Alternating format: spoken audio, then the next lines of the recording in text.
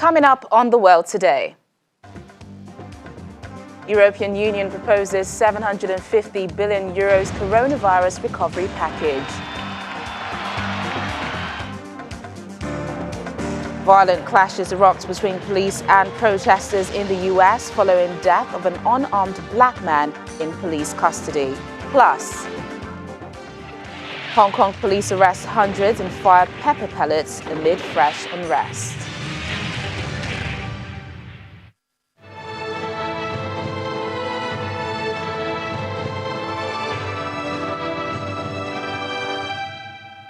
Hello and welcome to the program. I'm Teniola Shoboale.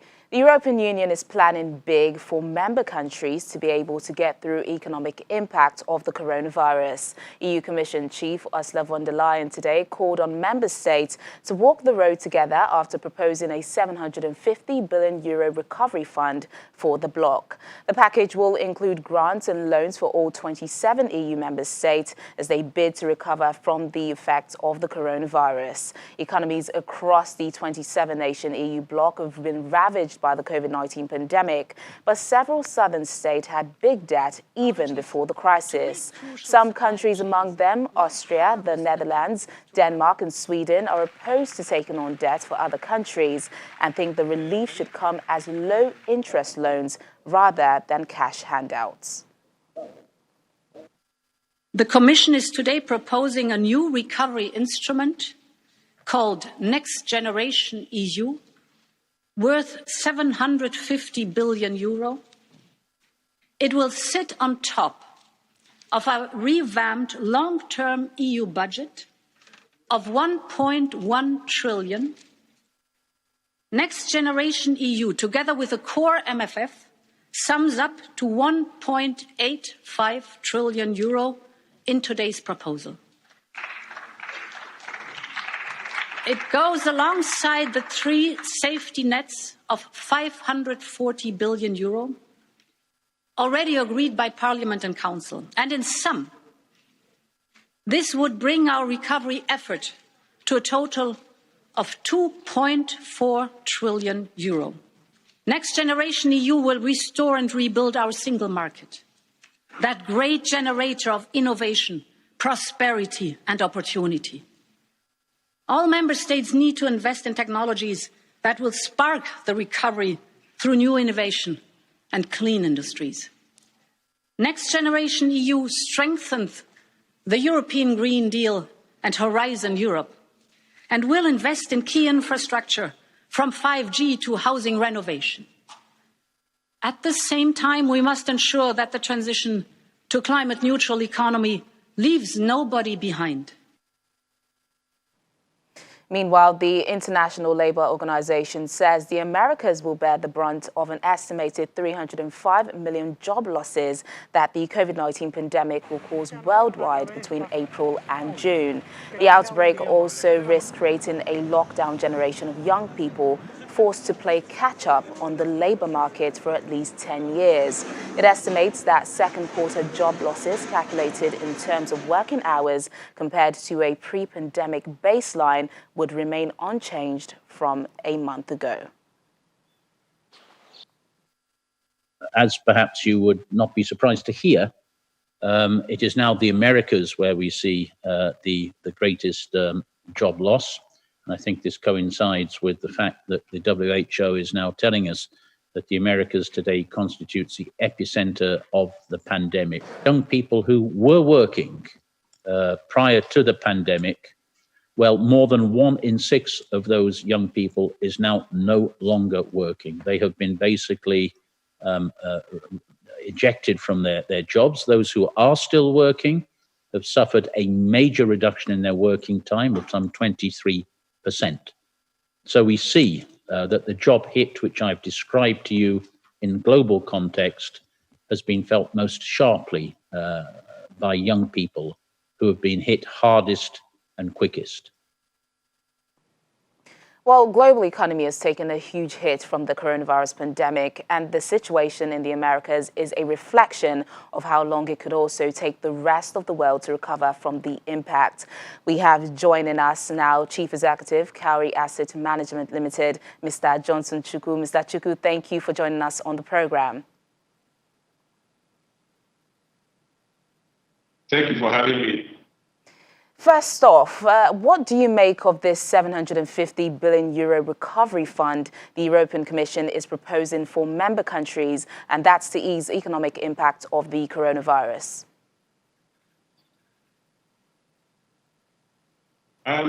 Today, the reality is that each and every country will request stimulus. The European Union has actually recognized that, of course, the European among the most affected economies in the world. And as it stands today, some of the European Union countries are very vulnerable. The likes of Italy and Spain are highly vulnerable. So they will require this stimulus that the EU has mapped out to give to them to be able to restore their economies. These economies, as you know, have been so badly affected by the COVID-19 pandemic. We've seen Italy suffer close to 2 months of lockdown. Italy has about the third highest debt globally. And then, as it stands today, the Italian economy was already fragile before the crisis. And then added to Spain. And if that is done, there might be a divergence among the European Union countries. If you recall, when Italy had its economic crisis, it was so I think what the European Union is trying to do is to forestall one situation where the economic impact will remain in the European country, as well as to maintain the harmony and unity among the European unions. And to make this a grant is because they are afraid that if they grant loans to these countries that are badly affected. All right, it seems we're having some issues with Mr. Chuku's connection. We will try and reconnect, but in the meantime, let's take a look at some other stories. The British Prime Minister, Boris Johnson, continues to come under fire for his response to his aide, Dominic Cummings, who left his home during the lockdown, despite a government order against movements during the lockdown. The Prime Minister now says it's time to move on from the issue, but many lawmakers are finding that a bit difficult, as this is a question of integrity, both for the Prime Minister and Mr. Cummings himself. Meanwhile, Latin America faces the risk of becoming the new global epicenter of the coronavirus. A study by the University of Washington has found that Brazil could record more than 125,000 deaths by early August. That's almost a 5-fold increase on its current total of 24,512. Latin America, which is the new COVID-19 epicenter, has confirmed more than 750,000 cases and over 40,000 deaths. But grim reports of cities resorting to mass graves and low testing rates in the majority of countries have led to concerns that these figures are grossly underestimated. And although the number of coronavirus infections were increasing in the country, more students have returned to school in South Korea. Over in Europe, a minute of silence was held across Spain as it begins a 10-day mourning period for more than 27,000 victims of coronavirus. All flags on public buildings across the nation and on Spanish naval vessels will be lowered to half-mast until June 5th to pay tribute to more than 27,000 people that have so far lost their lives. Moscow says it's ready to resume non-food trade and allow dry cleaners and repair shops to open from June the 1st as it eases its coronavirus-related lockdown. Russia has recorded 3,968 deaths and 370,680 cases. In the coastal city of Tel Aviv, people happily sat down for a coffee or breakfast as restaurants, cafes and bars across Israel reopened. To see people sitting, drinking coffee like before, the cafe is living again. It was closed for 3 months and now it's living again, and we're very, very excited about it. Israel has been gradually easing coronavirus restrictions with the opening of prayer houses, malls, schools, beaches, and more under social distancing requirements. Less than 17,000 people have been infected with the coronavirus in the country, and 281 people have died.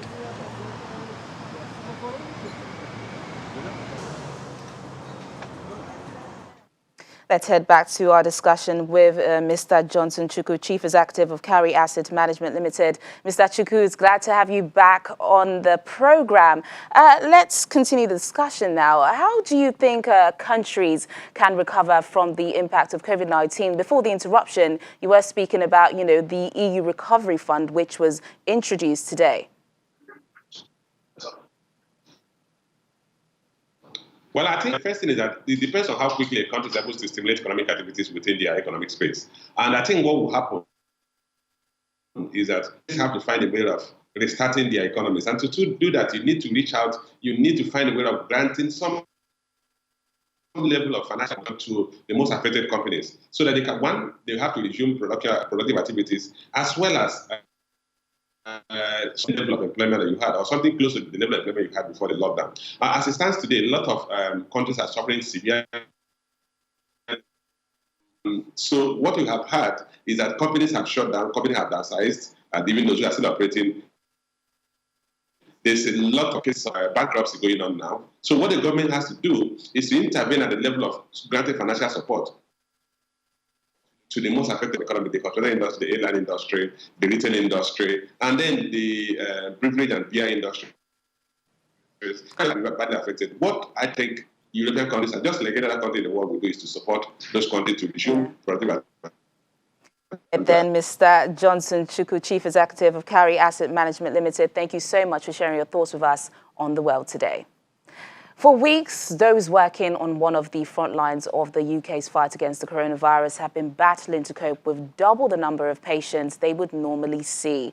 Now, as the spread of the virus slows, those working at the Royal Free Hospital in London are beginning to take stock of the last few weeks and look towards what one consultant described as an inevitable second wave.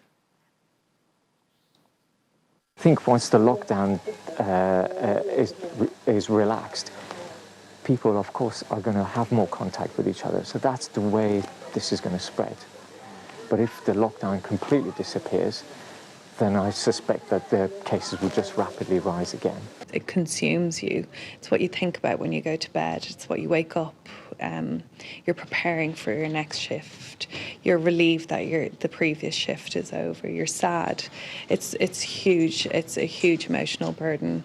In normal times, we manage about 44 patients. At the peak, we were managing just shy of 90 patients. That's what our goal of care was.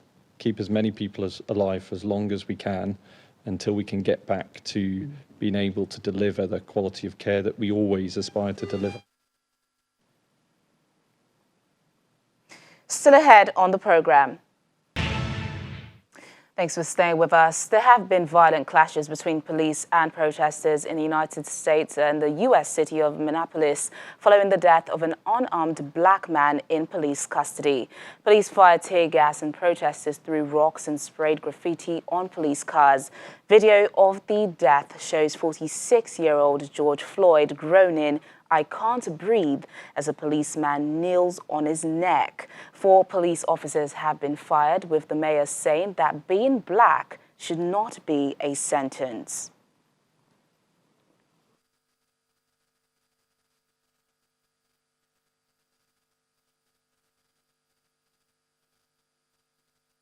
Well, the protests you're seeing there was the protest that held yesterday following the death of Floyd George. After a time of peaceful demonstration, the gathering took an unruly turn, though, around dusk as police in riot gear fired tear gas and non-lethal beanbag rounds into the crowd, while protesters hurled water bottles and other projectiles. Well, our correspondent Maria Bird joins us now from Washington, D.C. Maria, 4 police officers have been fired over the death of George Floyd. For many, this has turned into an issue of race. Is that how a larger group of Americans see this too? Yes, most Americans are seeing this as a real issue of African Americans being, unfortunately, finding themselves at the hands of police officers that are oftentimes using force that is excessive. And clearly, it shows that many African Americans potentially are at risk each and every day. And so this brings back, I think, a lot of very uneasy feelings, especially to parents of young Black men and wives of Black men, mothers of Black men that are within the United States. And so this is going to be definitely one that I think, as you showed the protests, the riots, this has definitely angered and infuriated the African American community, but to be honest, the entire community of the United States, especially in the times that we're in, where everyone has to work together to be able to move through very difficult times as a result of the pandemic. But Maria, why is it so difficult for police officers to be charged and persecuted in the United States? And why do investigations take so long, even when there is video evidence of the incident, for example, in the Eric Garner case, and now this, as the FBI says it will investigate? One thing people have to understand about the justice system is that it's called the justice system, but there are laws that are in place. And the laws that are in place are oftentimes not focused on justice, but they're focused on what someone can prove.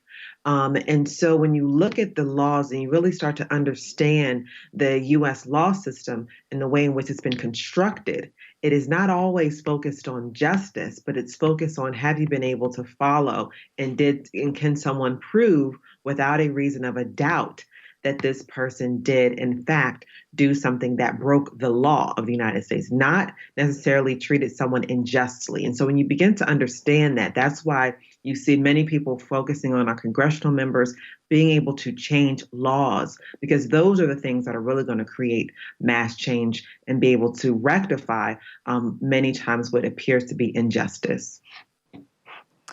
Maria, people are visibly angry. Many are recalling other African Americans who have fallen victim of police brutality.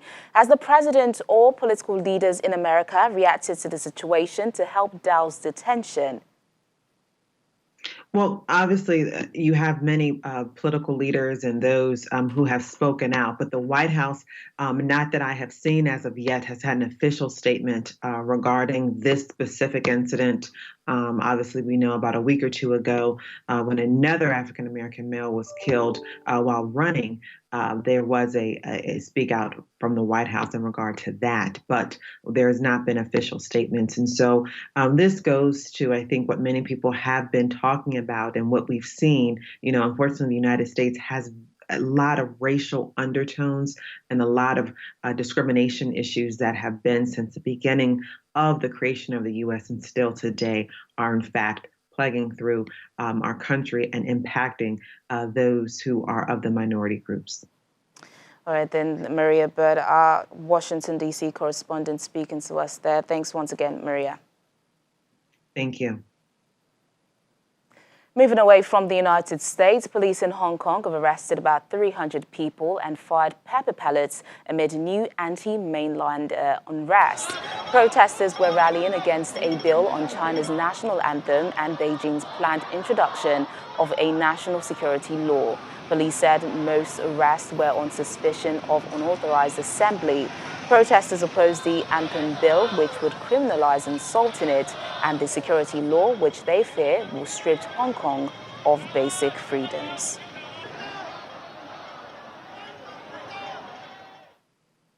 Now, finally on the program, Singapore's government has installed vending machines dispensing free reusable face masks, the latest in measures aimed at preventing the spread of the new coronavirus. Residents can simply select the size of mask on a touchpad screen before scanning their identity card to collect the mask.